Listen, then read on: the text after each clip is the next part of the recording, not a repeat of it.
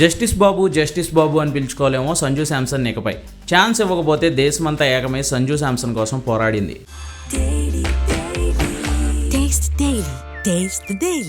ఆ ప్రిన్స్ గిల్ ఫామ్లో లేకపోయినా భరిస్తున్నారు. మా వాడు 10 మ్యాచ్ల్లో 2 సెంచరీలు కొట్టినా ఛాన్స్ ఇవ్వట్లేదని అభిమానులు చేసిన పోరాటం సెగగా మారి బీసీసీఐ సెలక్షన్ కమిటీకి కూడా తగిలింది. ఇక చేసేది లేక T20 వరల్డ్ కప్కి కాబోయే కెప్టెన్ గారు గిల్ని పక్కన పెట్టి మరీ సంజు శాంసన్ని సెలెక్ట్ చేసింది.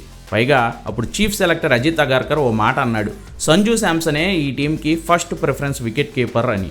అయితే వరల్డ్ కప్కి ముందు న్యూజిలాండ్తో జరిగిన 5 T20 మ్యాచ్ల సిరీస్తో ఇప్పుడు ఆ మాటకు వాల్యూ లేకుండా పోయింది.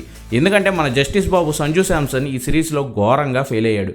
న్యూజిలాండ్తో జరిగిన 5 T20 సిరీస్ల్లో Sanju Samson స్కోర్లు 10, 6, 0, 24, 6.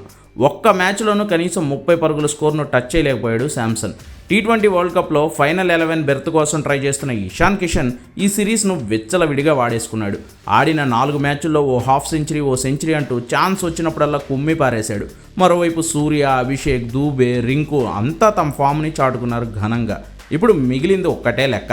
Asia cup hero Tilak Varma కోలుకుని T20 వరల్డ్ కప్కి సెట్ అయ్యాడా?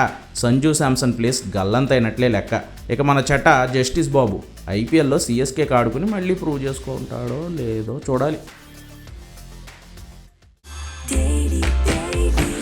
Taste the Daily.